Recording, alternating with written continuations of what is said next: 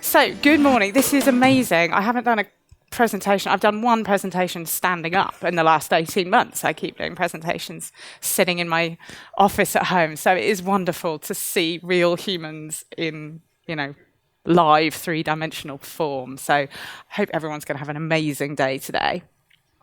So Chris already kind of gave me a really great introduction. I work with a company called Isovalent that you may have come across. We're kind of split between, we're mostly remote, but we have offices here in Zurich, and our CTO, Thomas Graf, I'm sure some of you will know because he's pretty well known in the tech scene, I guess, here in Switzerland.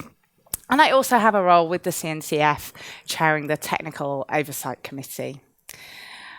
So eBPF is a technology that I've been interested in for a few years now, and I really want to share why I'm so excited about it and why I think it's a game changer for the world of cloud native. So traditionally, we'd start by saying what something with an acronym, like what does it stand for? Well, it stands for Extended Berkeley Packet Filter. And honestly, I don't think that's terribly helpful. I don't think it really tells us anything very useful about the power of eBPF. What eBPF lets us do is run custom code in the kernel. And the kernel is event-driven, so we can run custom programs in response to a whole variety of different events in the kernel. It's a pretty new technology, but it's not completely brand new. And we do already have several projects in the CNCF and in the cloud native world that are making use of eBPF. So Cilium, you may have come across. Isovalent is the company that originally created Cilium. It's an eBPF-based Kubernetes CNI, but it's also much more. It's a networking product for other environments as well as Kubernetes. And it's going through the process of joining the CNCF as an incubation project at this moment. Falco, also a CNCF incubation project, uses eBPF to detect security or events that look interesting from a security perspective. And also Pixie, which joined recently as a sandbox project and uses eBPF to collect insights that you can use for observability, and they have a very nice UI that you can use to see lots of interesting things happening in your Kubernetes cluster. So what I'm talking about today is not kind of 5 years in the future. It's ready and available now. There's lots of interesting things you can do with eBPF today. So I've said that it allows us to run custom code in the kernel. How many of you here are developers, ever write code? Excellent. Can you put your hand up if you've ever written kernel code? A few of you have. Okay, great. So most of us, when we're writing code, we're writing in user space. Our applications run in user space. But whenever they want to do anything interesting, like read or write to a file or put something on the screen or anything, they have to ask the kernel for help. Running BPF programs, we typically going to have a user space part that's going to load eBPF programs into the kernel, and the kernel program itself, the eBPF code that's going to run in response to some kind of event. So our user space code, there has to be something that loads the eBPF program. There don't have to be a one-to-one correlation between what's happening in user space and what's happening in the kernel, but something has to use system calls to put the BPF program into the kernel and attach it to an event. So I think we should see a little demonstration of this. Is that big enough to see the text? Okay, people at the back kind of nodding. So I've got a very, very simple C program here. We write the kernel programs in a form of C code. And my function, my program, is going to be called hello. Seems to make sense. And all it's going to do is a little trace message. Let's say hello. Oops, can't spell. Switzerland. All right. So that's going to be the code that's actually going to run in the kernel. And I'm going to attach it to a system call called execve. Execve is what's used to run a binary. Whenever some binary runs, it's going to be kicked off using this system call. And I've also got some Go code that's going to run in user space to load this program into the kernel. So my C program is going to be compiled into an object file. My user space code is going to read that object file, load the information from it, load an object, load the objects in it, which include my hello program, and then it's going to attach my hello program to the system call execve. So if I'm just going to make sure there's nothing lying around. Okay. So if I make this, there are two steps. The first step is compiling my Go code. So you can see here the Go build. And then there's separately a C compiler, Clang, that's compiling my object code. If I try and run this as a normal user, it's going to complain. I need to have privileges to run a BPF program. So I'll just run it as sudo. Okay. And there's actually quite a lot going on this virtual machine. It's running somewhere in the cloud, and I'm running VS Code, which is running all sorts of node executables. So we can see every time anything is running on this virtual machine, it's triggering my little trace message. Now, my code doesn't know anything about all those other, my user space code, my kernel code, doesn't know anything about all the other processes. It's the eBPF, it's the nature of eBPF to be able to observe all these processes, all these node and shell applications that are running. By the fact that they're running on the same kernel, my program can see them all. And we're also getting some contextual information. I just wrote hello Switzerland, but we're also seeing things like the name of the application and the process ID that's running. So we get this contextual information whenever we're running eBPF programs. The context is about the event that triggered this particular program to run. And we can attach to lots of different types of events. I've shown system calls. Quite a lot of eBPF examples out there will attach to system calls because it's quite a nice example. But you can attach to literally anything in the kernel. You can attach to any kernel function. You can attach to network packet events. You can attach to trace points within the kernel. You can attach to user space. eBPF programs can get attached to anything that's happening on your virtual machine. So, my little slide there that summarizes, just in case my demo didn't work, but it did work, so hooray. So, what does that mean if we take eBPF into the cloud native environment? What does it mean if we're running code in Kubernetes? When we run code in Kubernetes, our applications run in containers, in user space, like applications do. But every virtual machine or bare metal machine that we're running just has that one kernel. So all our containers share one kernel. Our containers are running inside pods in Kubernetes.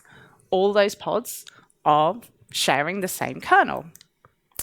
And because our pods are running application code, every time that application code wants to do anything interesting, accessing a file, sending a network packet, receiving information from the outside world, even creating containers, that kernel on the host is involved in all of these operations.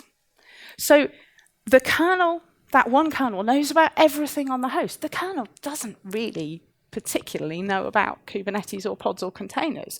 Those are artificial constructs that we build in user space on top of the kernel. And because eBPF is running in that kernel, and the kernel is shared across everything that's running on that host, the eBPF programs that we write can be aware of everything that's happening on that machine. And that's really powerful. I'll start with an example of network flows. So this is really using Cilium. This is a screenshot of Hubble, which is the UI showing what's happening in a Cilium-enabled network. And there are a few things that we can notice. First, at the top, we can see a map of Kubernetes services. And underneath it, we can see information about individual network flows. On the right-hand side, we can see details about an individual packet that's flowed, an individual HTTP request.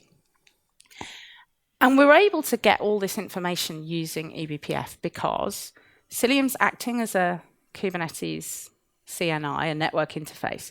So it has to be aware of all the Kubernetes endpoints. It knows about each individual pod. It knows about all of the labels associated with each pod and all of the other metadata about each pod. It knows about services. It's able to map pods, services to the IP address because it's responsible for assigning those IP addresses to these different Kubernetes entities. And because it's aware of Kubernetes and it's aware of the network layer, it can tie those two things together. So in a traditional network environment, we have IP addresses and port information. How do we map that to these Kubernetes constructs? Cilium can do that using eBPF to tie the kernel information about network constructs to the user space information about Kubernetes constructs. Having Kubernetes-aware information in a UI like this, or we could see similar examples in Pixie, for example, having that user space, that knowledge about the Kubernetes constructs makes it so much easier to debug issues. If we were seeing network failures, we wouldn't have to just look at what IP address is involved. We'd be able to see what Kubernetes pods and services are involved, and that's going to make it much easier to track down issues. So, eBPF applications can have a view across everything that's happening on each machine in the cluster. This is also really good for networking performance. So we need to just dive a little bit into how container networking works to understand why this is kind of just makes a lot of sense. In a traditional container networking environment, each pod has its own network namespace, typically. And that network namespace is running a whole networking stack, a TCP/IP stack. And it's connected to the host's networking namespace through a virtual Ethernet connection. And then there's a whole other networking stack running on the host itself. So imagine a packet arrives through the physical interface onto that machine, comes in at the F0 port. The host networking stack, it's going to traverse the whole host networking stack to be routed to that virtual Ethernet connection, where from the kernel's perspective, it's as if it was going out of another physical interface. And then it arrives in the container's namespace, goes through a whole networking stack to reach the application. And that's pretty wasteful, because if we're connecting endpoints together as a eBPF-enabled networking stack, we can hook into that network packet arriving on the interface.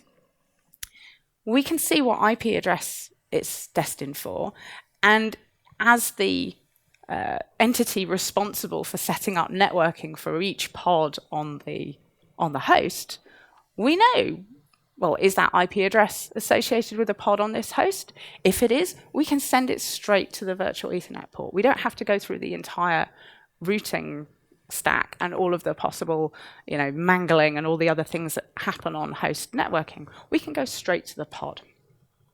And it looks pretty in a diagram like that. It makes a lot of sense.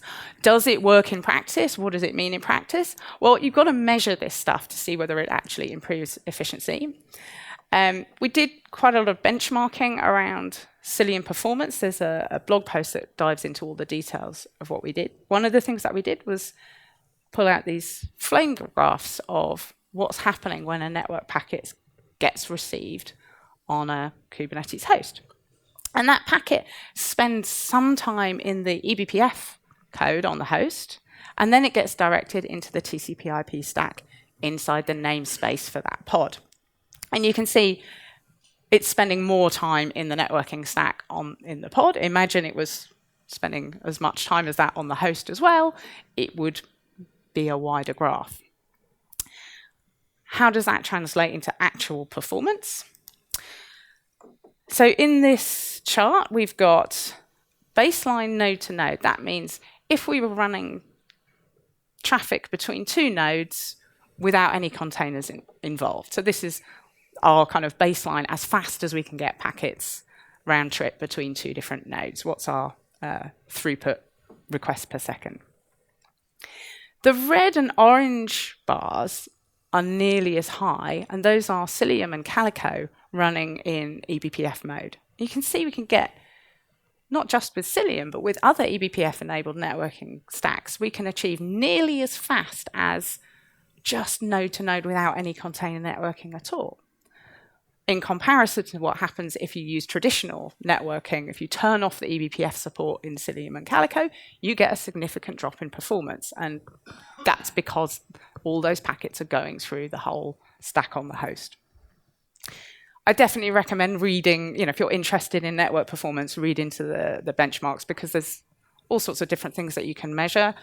And I think it's a pretty thorough job of demonstrating why eBPF networking performance is really significantly better.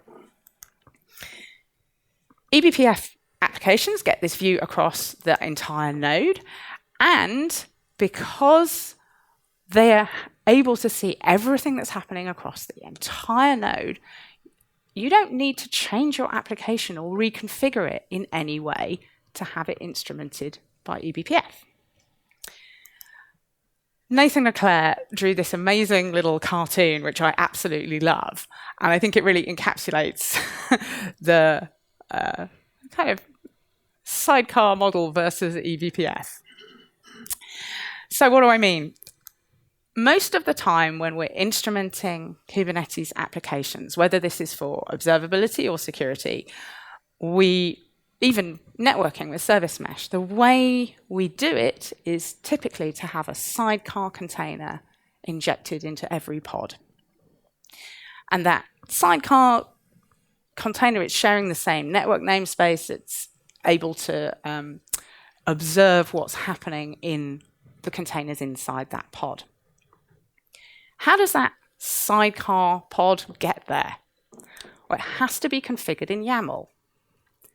You might not do that manually. This might be an automatic process.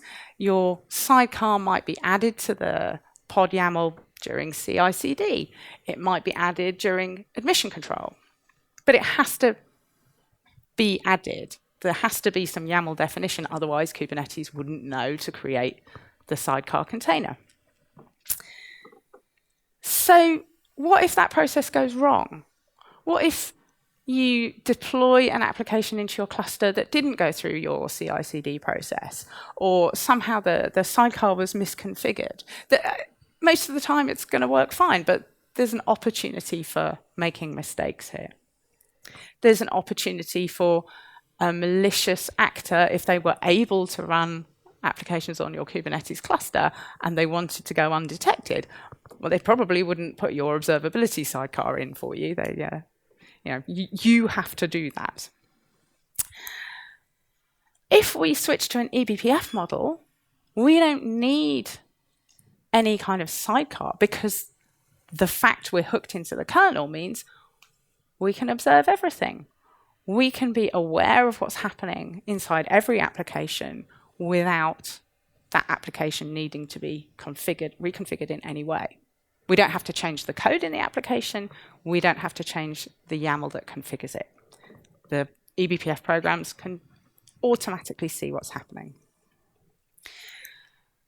So that allows us to create next-gen observability tools. We can observe every possible dimension that you can think of, whether it's about performance. We can get stack traces using eBPF. We can see every aspect of performance of an application by instrumenting it through eBPF. Take a look at some Pixie demonstrations for an example of that. I mentioned service mesh. A lot of the time we use sidecars to create service mesh. Actually, out of interest, since I have a room of real human beings, how many of you are using service mesh today of any type? Okay, fairly small number, right? And there are lots of challenges with service mesh, and some of it is overhead and configuration, and eBPF is going to make a lot of that much, much more straightforward. Security as well. I mentioned the fact that if you have a malicious actor who wants to run an application on your cluster, they probably won't instrument it for you. With eBPF, we can be much more sure that everything that's running on the cluster is instrumented, that we have a chance of detecting this kind of malicious behavior. And of course, we can tie behavior to, we can tie process information and networking information together, and that gives us some really powerful diagnostic tools. So this is an illustration of something that we've been experimenting with in Cilium. I showed you network flows before, where the individual flows are related to Kubernetes entities, so we know which pod and which service is responsible for any given network activity. But you also saw with the hello world that we can attach to processes and we can see exactly what's running. We know what process ID is involved. We can tie those things together. In this example here, I've got a pod that was running Node that's made two completely legitimate looking network connections. It's talking to the Twitter API and it's talking to an Elasticsearch service. Imagine if one of the network connections was to a cryptocurrency miner, and you could see that. Or maybe it's a command and control center for some kind of malicious activity. Not only would you be able to see that, and you can collect all this information in forensics and offload it to your SIM and look into it later, you would also be able to tie that back to which pod, on which node, running what application. Was it running your code that had come through your CI/CD cluster, or had your pod been compromised and was it running an executable that had been downloaded? You've got all the forensic information available to see exactly what it was that made that network connection. And you can use that for forensic analysis to understand how your cluster got compromised. It's really, really powerful. And I hope that kind of illustrates how the breadth of what eBPF can attach to gives us superpowers. And so far, I have talked about Linux, and we're all using Linux to power cloud native. Kubernetes runs on Linux. eBPF has been growing and developing in the Linux kernel for many years now. But it's not just for Linux. Microsoft are now working on eBPF for Windows. There is no reason why eBPF technology couldn't be added into embedded operating systems as well. And this idea of, every operating system, I bet there are some examples that don't, but most operating systems have user space and kernel. This idea of being able to attach to kernel events, a lot of those kernel events have similarities. There's loads about the Linux kernel that's completely different from the Windows kernel. But if we think about things like networking, they've all got TCP/IP stacks. They've all got layers through which each network packet needs to go. So there can be quite a lot of similarities between the way that eBPF can run on different operating systems. And in order to develop eBPF technology further and to work on the technology that we use to compile and distribute and instrument applications with eBPF, we recently, Isovalent was part of a very illustrious group of companies that have put together the eBPF Foundation. It's a sister foundation to the CNCF, really concentrating on how do we build that underlying eBPF technology? How can we, what should eBPF programs hook into? What kind of events? What's the language that we use in eBPF? So although eBPF is available today, pretty sure that the kernel versions that you'll be running in production today are now eBPF capable. You can run eBPF today in Linux. In the future, you will be able to run eBPF on other operating systems as well. There's lots of work going into ensuring that eBPF is safe to run and instrumenting more and more capabilities. So the future of eBPF under the foundation is really, really strong. So if you want to find out more about eBPF, the eBPF Foundation site is ebpf.io. If you want to learn more about networking performance, networking capabilities on Kubernetes using eBPF, the future of service mesh, Cilium.io. And if you want to talk about enterprise distributions of Cilium, Isovalent.com. I hope that has given you a little flavor of why I'm so excited about what eBPF is going to do for cloud native in a really broad way. And I really hope you have some questions. So I think Chris is going to enable some questions. Thank you so much for being a live audience. It's amazing.